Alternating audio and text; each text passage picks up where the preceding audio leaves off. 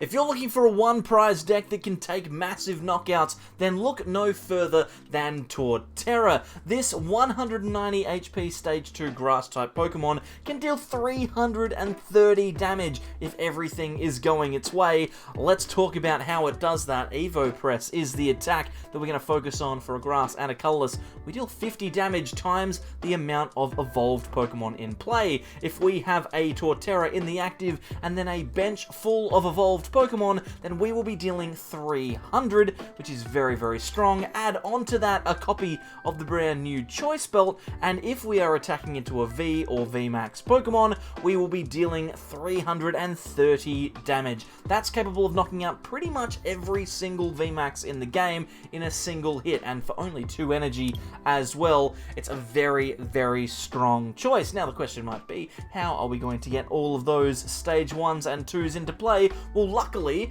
Grotle, the stage 1 form of Torterra, allows us to use the Sun-Drenched Shell ability to search out other Pokemon. Every Grotle that we have in play, we can search our deck for a Grass-type Pokemon and put it into our hand. And this can start to lead to boards where you set up a bunch of basics on the first turn and then throw down a Grotle, and suddenly you have yourself an entire board full of evolved Pokemon. It's very, very good, very strong, and allows us to get into our Torterras really, really consistently. Another Stage 1 Pokemon that we play is going to be Cherrim. It allows us to accelerate Grass energy to non-rulebox Pokemon, so any Pokemon that is not a V, GX, etc. We don't play any of those in the deck, so every one of our Pokemon is able to be accelerated too, and that means that even if we don't have a Torterra in play, we can potentially attach 2 energy to it in order to help it start attacking. We also have 2 copies of Bibarel, which has come from Brilliant Stars as well. The Industrious Incisors ability allows us to draw some extra cards whilst also fulfilling the criteria of being a Stage 1 Pokemon, which is very, very nice. And a really cool tech that I do like in this list is a copy of Elusive Master Beedrill. This card can be searched out by Torterra, and if you have no Pokemon, no cards in your hand, then you can play this down onto your bench and draw 3 cards. Not only will you potentially get yourself out of a really bad situation, but you can also add this to our Stage 1 and 2 Pokemon in play. This does count as an evolved Pokemon, even though we don't play any Weedle.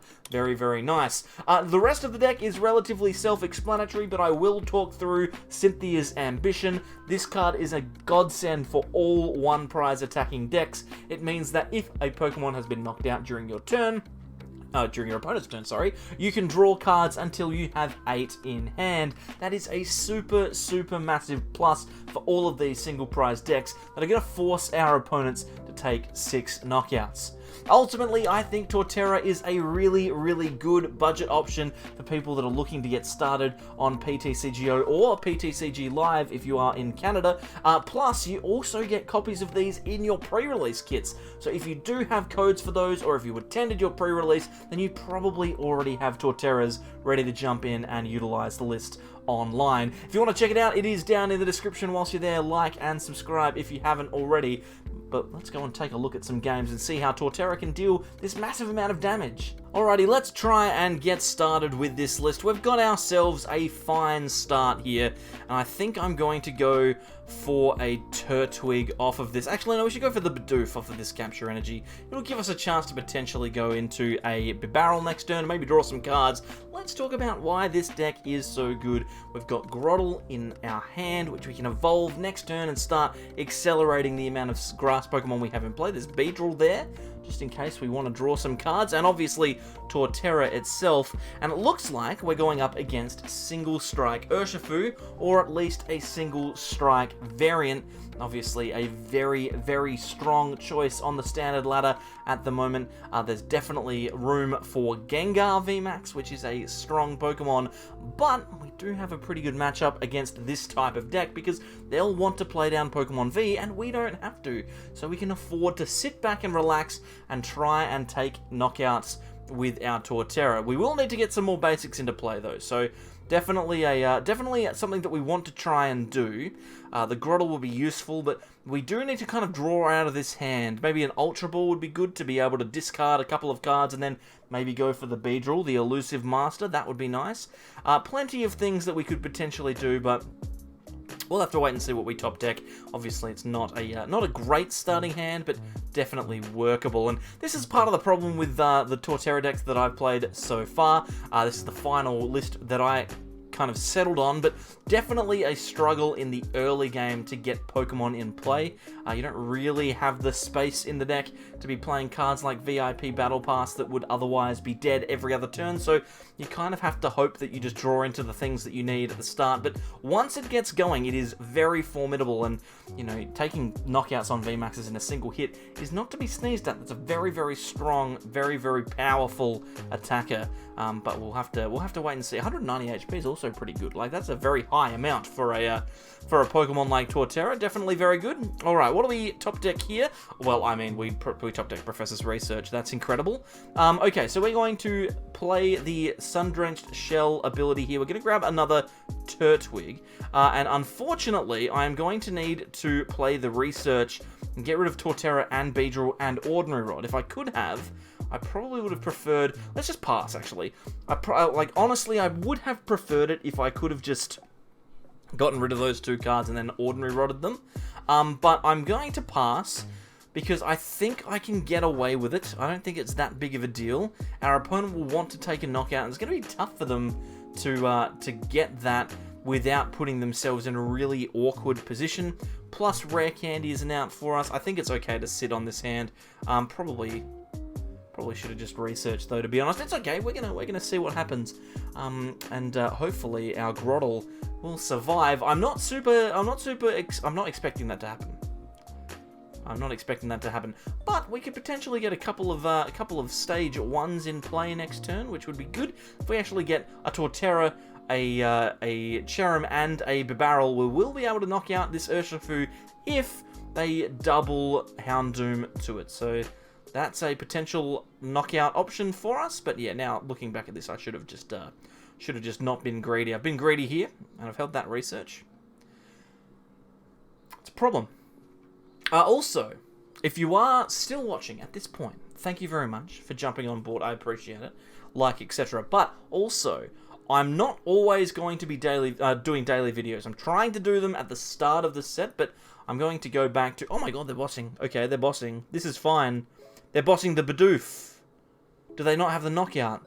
They don't necessarily have the knockout. Why are they not just accelerating with the Houndoom? Surely they do that first. Maybe they want to draw into the energy and then maybe power up a Urshifu from there. But they've given us a Torterra. Next turn, they've given us a Torterra, which is very, very nice. I think we could potentially be on here. This could turn into a game. Alright, so they're going to single strike Urshifu V. They're going to impact blow, knock out the Bidoof. 440 damage. I think that's overkill, frankly. I don't think that we can realistically expect to get a VMAX... words are hard for me at the moment. I don't think that it's reasonable to expect that we can get ourselves a knockout on this V here. But what we could do is we could get another Turtwig down. What I should have done with this Grotle is I should have just used the ability to get a second Grotle. I just didn't think about that. That's a bit silly. Let's throw the Bidoof back in the deck, and then we're going to research, and it's all worked out for the best in the end anyway, so I cannot complain. There's a Bibarel. It would have been nice to have had earlier. I'm going to level ball for that. Now we're going to go for the Bidoof into play. We can use the Cherrim to put an energy onto the active. But unfortunately, we will only be dealing 100 here. It's not good, but it's going to have to do. It's perfectly fine. Like, it's not bad, but it's fine. But we have a way better hand to deal with our next turn. So I'm feeling much better about that. Like, our next turn could be really good. Could be.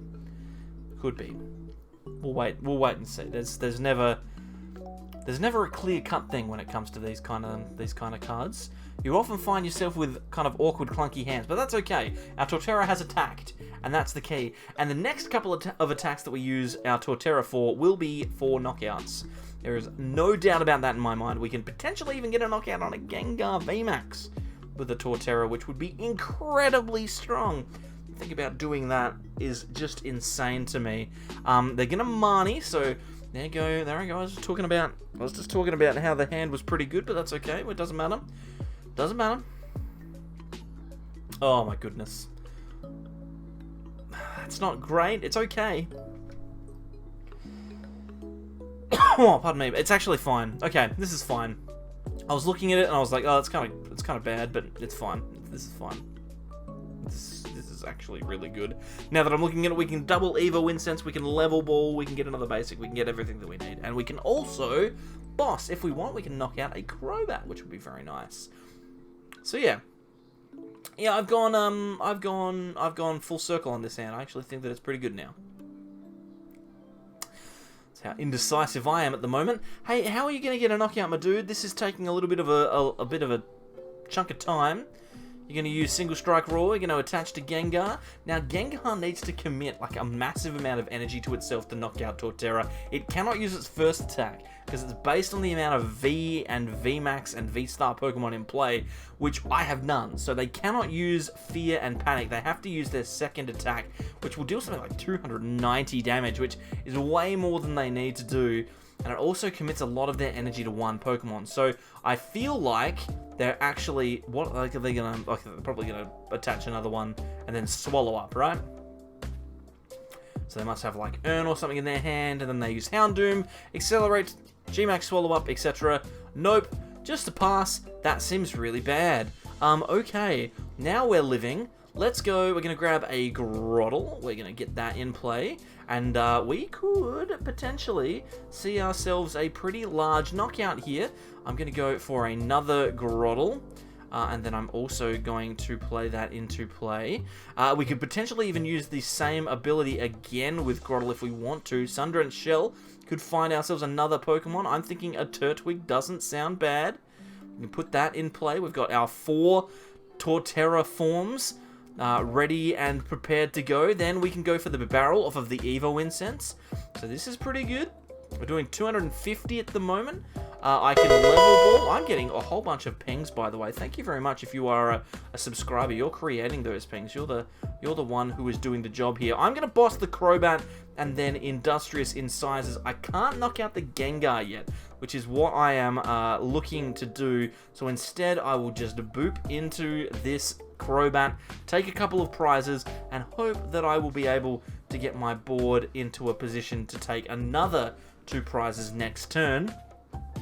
Maybe even 3 would be great if I could get to a nice 280 damage onto this Gengar VMAX. Maybe they use their Houndoom to get themselves going. Unfortunately, we don't have access to the Beedrill. The Beedrill would be fantastic here, because we would actually be in a position where we could potentially have played it if it were in our deck.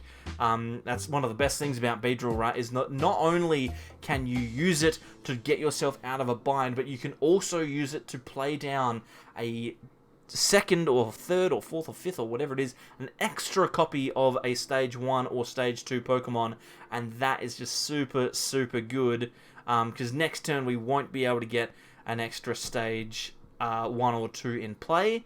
We're only going to be able to get to 250, maybe 280 if everything works out for us. Here's the Swallow Up.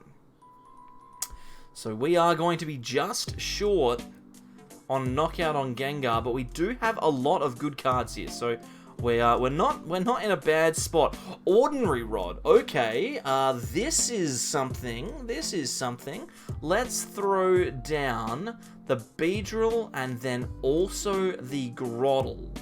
Let's do that, because if we get those 2 and Grass Energy into the deck, then we can potentially make our play here.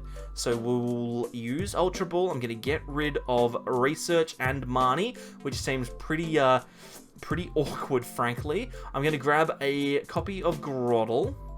We'll Ultra Ball again. I'm going to get rid of Level Ball and Rescue Carrier. Then I'm going to grab myself a copy of Beedrill. We'll play down Grotle. We will play down our Turffield Stadium, and then we will put our Beedrill into play with Elusive Master. Don't know why that didn't work. We'll draw 3 cards, but that doesn't matter. And the most important thing is that we are able to get ourselves into our Torterra here. We need 1 more energy If we can get that, that would be fantastic. We'll throw down our Torterra. We can grab another Torterra here. Just put this on the bottom of the deck, maybe. We don't even really need it at the moment. We can just Marnie. We just Marnie here. I mean, we need the energy. Let's Marnie, and then potentially Bibarel is an out, so we can draw 5 cards, maybe thin down, and then find another grass, but we have a ton of them here. Okay, so we have the thing. We've got the whole combo here. We have Torterra in the active with a Choice Band, attacking into a VMAX Pokemon. We used Beedrill to get the extra stage 2 into play, and now, after we Industrious in sizes and fill our hand back up, and then we've got extra energy as well. We can attach those if we want. We can thin with Level Ball. We can do that kind of stuff. We are actually in a position now where we will be Evo pressing for 330 damage. This would knock out a Gengar clean. I've just whacked my mic. That's how excited I am about this whole situation. Let's go for it. Evo press 330. What? What a crazy amount of damage to deal. Oh my goodness, that's insanity. And now we put ourselves in a position where we have essentially 3 powered attackers in play, 1 prize left to take, and our opponent has no way of stopping us from winning this game. We surely go on to win from here. We've got a Torterra with energy. We can do 250 minimum damage. We've got a Grotle with energy. We've not got Boss, so we can't we can't gust around stuff. But the only way that they could get out of range of us is by evolving into a VMAX, and they've already got damage on them. So we are in a winning position here. That was an incredible turn. Top decking the Rare Candy. No, not the Rare Candy. The Ordinary Rod. Top decking the Ordinary Rod into the Beedrill. Incredible. Works. Perfect. I almost sound surprised. So after that incredible success, I have decided to take it out onto the ladder again. I know the video is a little long at this point, but you know what? Why not try and get ourselves another victory? And I tell you what, we are going up against a pretty good test of whether or not a deck is good. We are playing against Mew. If we can get a win against Mew VMAX here, I will say that this deck is acceptably good. It's not like world-beating, top-tier stuff. It's got problems with getting its Pokemon into play. It's a little awkward and clunky, but it's still very strong. And ultimately, your opponents have to take 6 prizes. There's no way around it. They have to take 6 knockouts, whether that's through bench sniping damage or whatever they want to do, that's fine, but you can always play Manaphy if you're worried about that. A really, really cool deck, this one. I'm thoroughly enjoying myself, and hopefully you are too. If you are, leave a like. Leave a comment as well. What deck would you like to see on the channel next? I've got a ton of lists already piled up and prepared to put out, so if you've got a favorite and you're really desperate to see something, maybe something a channel hasn't done before, a list that you're like, this could work, but I don't know how to make it, then please give us a shout and I will do my best to get something together for you. Meanwhile, on the opposite side of the field, it's Alt Art Mew Madness over there. They have every single card in play, ready to go. They got 3 Mews, they have 3 Genesects, and they have a Heads Flip on Cramomatic, which is incredible. They're going to be able to knock out my active Cherubi here, which is not ideal, but you know what? It's going to be a-okay. We've got Ultra Ball, Turffield, Bibarel. We can accelerate our hand a little bit, increase the card pool that we have access to because of Bibarel's Industrious Incisors. Have to Psychic Leap with the double turbo energy. Unbelievable to try and get that going, and they're just going to put it back into the deck. That's how confident this Mew player is that they're going to win. They're just going to throw that Mew back into the deck. Alright. Oh, hey, a Cherubi. Cool. Let's throw down Bibarel, and then we can grab a Turffield Stadium. Then what we'll do is we'll search out... Oh, my goodness. Search out a Grotle. We'll throw that onto the bench. Don't necessarily want to lock ourselves out of using our What's-my-gooka? What's his name? Torterra. We don't want to lock out ourselves from using Torterra just yet. We are going to throw away Beedrill and Ultra Ball here, I think. to grab ourselves a copy of Turtwig. We'll throw that down onto the bench. Now, I think it's probably fine to just research and get rid of that Grotle. We'll try and find ourselves Torterra, which we've done. That's incredible. All we needed was the rare candy, to be fair. And now, we can come in, we can grab another Torterra for next turn. We've got all the cards that we need to get an attack off. And next turn, we could potentially have a whole bunch of extra stage 1s in play. We will put this down here. Now, unfortunately, EvoPress won't knock out this Mew. We didn't manage to find ourselves a Choice Belt. If we had have done that, then this Mew would have been knocked out, which I think is a pretty big win. Ultimately, to be able to do that to a Mew on turn 2 of the game, it seems pretty good. It seems pretty good. They're going for the Oricorio now, so they've identified that may be a problem.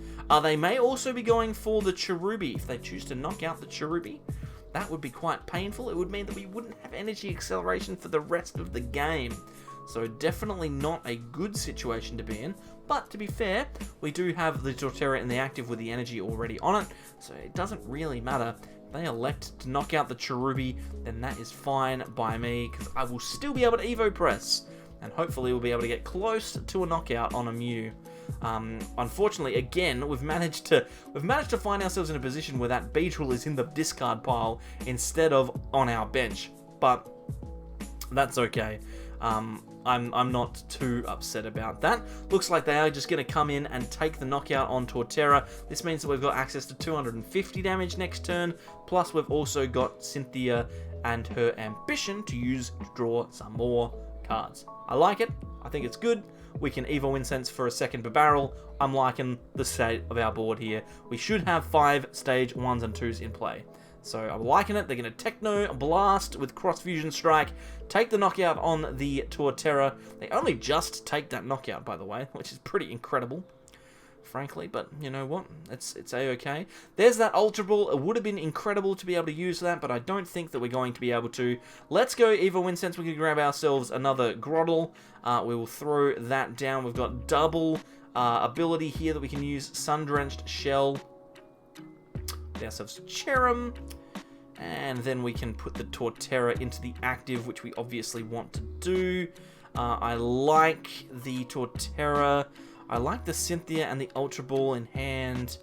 I've just realized that I meant to go for the extra Bibarel here. This is fine. Let's just go for the Turtwig from the Grotle on the bench. We can throw that down. We can throw the Torterra into the active. And then we will probably just Industrious Incisor.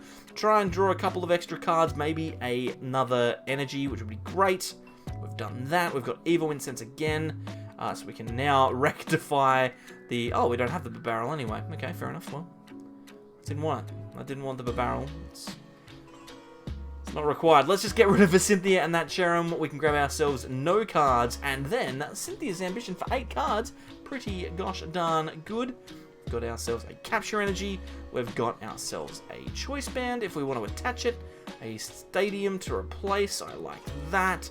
The Ordinary Rod is there too, which is also really good. I think, though, at the moment, we'll just EvoPress. It's only going to be 180 damage, and that's okay. Because the next Mew VMAX, if they do elect to go for, we will be able to take a knockout with the Choice Belt. Because even though the Oricorio reduces the damage, Choice Belt goes from 330 to 310. That's the amount of HP that Mew has. So that is pretty good. Pretty good. So yeah, and we've got the Ordinary Rod Ultra Ball play again here. So to be brutally honest, depending on what they do, what are they going to do? They're going to target the Cherrim. Okay, that's what I kind of expected that they would do. But if they attack into the Cherrim here, which they're going to do, they're max miracling. Alright, so we take a knockout on the active with the Torterra that already has energy, and as long as we find ourselves another energy card during this upcoming turn, we should be fine. So let's Rare Candy into the Torterra on the bench. I will use Ordinary Rod. We'll do both. We will throw a Cherubi and a Cherrim back into the deck. We can also put a couple of Grass Energy there too. We've got ourselves a Sun-Drenched Shell ability, which we can use to grab Cherubi again. So that will be in play. If they choose to knock it out, again, then we still have Torterra in play. I might even put the Choice Belt. Actually, no, we should put it on the bench one. That seems better. And then what we can do is, I think it's best to just research. So we'll thin out the deck, we'll remove some bad cards, we'll get ourselves an energy, which is super good. We'll put that onto the Torterra, and then I think we're happy to just Evo Press. That should be fine. That'll be 200 damage, so that should knock it out. Evo Press for knockout on the Mew, which is going to be brilliant. 3 prizes for us, and now all we need is a copy of Boss's Orders, a Torterra, and an energy, and we will win this game. Now, at the moment, our hand is looking kind of awkward. Like, there's not a huge amount of flex here, and if they are able, if they take a knockout with this Mew... oh, hang on. No, it's fine. They've... Oh, what? Oh, hey, okay, we beat Mew. We beat him. Just ignore it. It's fine. We won. So even though our opponent conceded in that game, I think we were actually in a spot where we could win it quite easily. Ultimately, Mew VMAX and Gengar VMAX are both Tier 1 decks, and Torterra managed to beat them. That is incredible, frankly, that a single prize attacker could get that kind of consistent win, which is fantastic. Obviously, it's not necessarily great at setting itself up, but when it's going, mwah, beautiful stuff. Hey, listen, talking about beautiful stuff, thank you to all of these people over here who have joined as channel members. There are a whole bunch of people who have either jumped back on or renewed recently. Your names will be here in the next video, so thank you very much for that. Also, thank you very much for everyone who has jumped on during the start of Brilliant Stars. I hope you are enjoying it. Hey, listen, if you're looking for a deck from Brilliant Stars, this one is really, really good. Talk about deck capable of taking one-shots. Charizard V-Star is one of, if not the only Pokemon that can take a knockout on any Pokemon in the game. So if you like this deck, then check this one out. It's kind of the same, except this one's red instead of green. Hopefully you enjoy it, and hopefully you come back for more from the Sableyes next time. How do these videos end? Anyway, bye. Thank you.